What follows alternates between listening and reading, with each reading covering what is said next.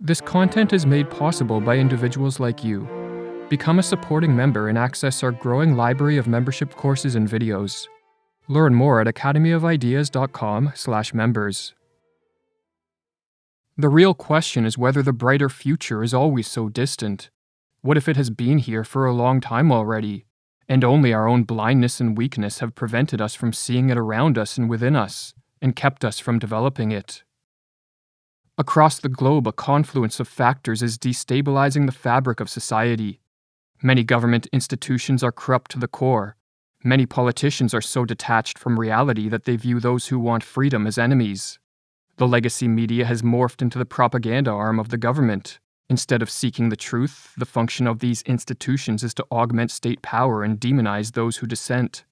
To make matters worse, global economies have been ravaged by destructive government policies, and while rampant money printing has created a mirage of economic stability, this mirage is quickly giving way to an ugly reality.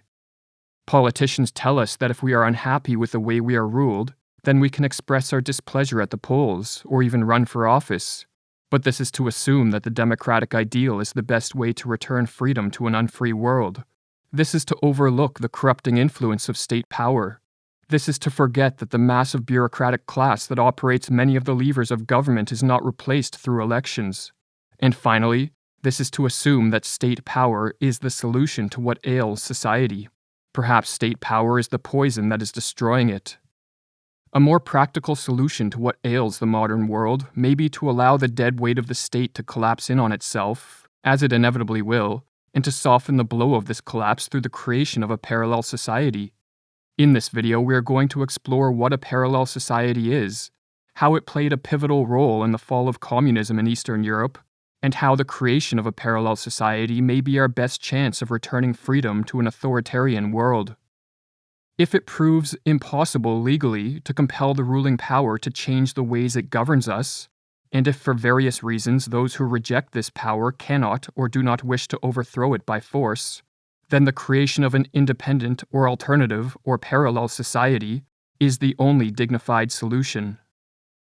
The basis for the parallel society was born in the mind of Ivan Yurus, a Czech poet and the artistic director of the rock band The Plastic People of the Universe. After members of this band were arrested in 1976 for refusing to toe the government line, Yurus called on the community of Czech artists to create music labels, publishing houses, concert halls, art expositions, and other such infrastructure that existed independently of mainstream society and outside the grasp of the communist state. Yurus hypothesized that if enough infrastructure were created, an independent society would spontaneously form and function as a pocket of creative freedom in a highly oppressed society. Yurus defined the independent society as a society not dependent on official channels of communications or on the hierarchy of values of the establishment, and as he further explained, the independent society does not compete for power. Its aim is not to replace the powers that be with power of another kind, but rather under this power, or beside it, to create structures that respect other laws, and in which the voice of the ruling power is heard only as an insignificant echo from a world that is organized in an entirely different way. Yurus's idea caught the attention of the Czech Catholic philosopher and mathematician Václav Benda. Benda saw in this idea the seeds of a non-violent solution to the destructiveness of communism. However, for the independent society to have real-world social and political impact, it needed to be extended beyond the realm of music and the arts. For the stifling bureaucracy and heavy hand of the communist government was suffocating all areas of life. And so Benda coined the phrase parallel society to refer to all social, cultural, and economic structures that existed unconstrained by the state. He called such structures parallel structures, and at the height of political oppression in the late 1970s, Benda urged Czech citizens to begin creating parallel forms of education in science and scholarship, parallel political structures, a parallel information network, and free parallel markets that form a parallel economy. And as H. Gordon Skilling explains, outlining the parallel structures which had come into existence or might do so in the future, Benda argued that these might gradually supplant or at least humanize the existing official structures. The rationale behind the creation of parallel structures in the parallel society was simple. As the communist government had a monopoly on force and was too powerful to challenge head-on, it was best to turn away from it and defy it by ignoring it as much as possible. Rather than trying to eliminate oppressive state structures, it was better to build up better ones that could function as alternatives or replacements to the establishment system that was in the process of dying. A well-known communist dissident, Jacek Kuron, captured this rationale in 1980 when he responded to the torching of a communist headquarters by stating, "Stop burning down committees, let us build our own." Or as Ivan Yerus explained, the parallel society began in spontaneous acts of mutual self-defense in different parts of society. Those who take part are active people who can no longer stand to look passively at the general decay, rigidity, bureaucracy, and suffocation of every living idea or sign of movement in the official sphere. And because these people sooner or later recognized that efforts to bring about the slightest improvements in the official sphere were exercises in futility, it was only a matter of time before they said, "Why not invest our talents, abilities, goodwill, and enthusiasm into something that no one will be able to corrupt, that we will be able to decide about ourselves in the end?" The parallel society provided individuals the means to express themselves freely without fear of censorship, and to fulfill their goals and aims without being suffocated by the bureaucracy of the state. Furthermore, individuals felt that by turning towards parallel structures and away from the establishment structures that functioned as vehicles of the state, they were influencing society for the better. The parallel society thus served as a much-needed source of hope in a society which had succumbed to apathy due to decades of communist rule. And in the latter half of the 1970s and throughout the 1980s, this hope inspired people throughout all of Eastern Europe, and the parallel society infiltrated many areas of culture and the economy. "Even my most audacious expectations have been considerably surpassed," wrote Benda in 1988. "It is no longer necessary to show that the parallel society is possible."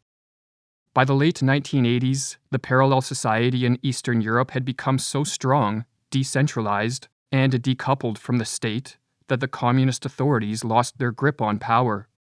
The revolution which swept through Eastern Europe in the closing months of 1989 was a spontaneous product of the massive discontent and the yearning for freedom of the peoples of those countries. It was also a culmination of the independent activities of many citizens as they sought to defend their rights against the party-state system, and to create a parallel or independent society as a challenge and an alternative to it. One of the more famous examples of a parallel structure was the underground film industry in Romania. The communist dictator Nicolae Ceausescu outlawed the possession and distribution of Western films.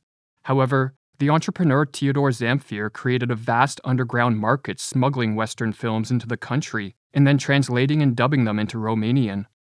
The demand for the films rapidly grew, and as the Romanian people were exposed to Western culture, their eyes were opened to the full extent of their own oppression. As one Romanian dissident put it, the seeds of freedom that were planted by the films grew. Zamfir made a fortune off this parallel market, and he became one of the most powerful men in Romania.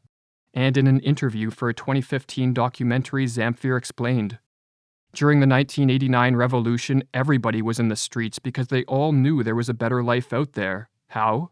From films." Given advances in technology and the capacity to spread information, goods, and services across the world, the potential to create a wide variety of parallel structures on both a local and global level is significantly greater today than it was in communist Eastern Europe. And so rather than passively waiting for a political savior to bring us freedom and save us from societal collapse, a more realistic strategy is to actively participate in the construction of a parallel society. We must create all kinds of independent parallel structures, that is, structures unmanipulated by totalitarian power. Contributing to the creation of a parallel society could amount to, among many possibilities, consuming independent media instead of legacy media, using alternative mediums of exchange rather than government-backed fiat currencies, using social media platforms and decentralized digital infrastructures that promote freedom of expression, or supporting local businesses rather than global corporations that further the agenda of the political establishment. It could amount to creating self-sustainable communities, conducting scientific inquiry or scholarship free of institutional pressures, or consuming and creating educational resources, art, music, or literature that pays no heed to the establishment status quo. Any action or enterprise that expands the realm of freedom while creatively circumventing censorship and top-down authoritarian or totalitarian control is a boon to the parallel society. For as Egon Bundy, one of the leading figures of the Czech underground, explained, when the activity of those who oppose the establishment becomes articulated, it will be in forms, methods, and ideas that are totally unknown, incomprehensible, and unacceptable to members of the establishment, and that is how it should be. Once a parallel society is sufficiently established, a society is no longer under the same grave danger as when it relies solely on the structures and institutions that are appendages of the tyrannical state. For if these establishment structures collapse, parallel structures will soften the blow of an economic or social breakdown. Furthermore, parallel structures cater to the authentic needs and wants of the people rather than the political class, and so they tend to be more life-promoting than the establishment structures. As parallel structures develop and solidify, more and more people will instinctively turn towards them, and as the parallel society expands, so too does the sphere of cultural, economic, and political freedom. A genuine parallel society would, by a process of metastasis, penetrate all the important social structures. And as Václav Havel further explains, the ultimate phase of this process is the situation in which the official structures simply begin withering away and dying off, to be replaced by new structures that have evolved from below and are put together in a fundamentally different way. In 1988, a year before communism in Eastern Europe collapsed, Ivan Yurus reflected on the growth of the parallel society and on the dramatic social changes that were following in the wake. The parallel society has proven its worth, he wrote, and it is the only meaningful structure that people can create, if they do not wish to remain mere appendices of the political and social structures created by the ruling power. Learn more about our membership, access transcripts, and the art we use in the videos by visiting academyofideas.com.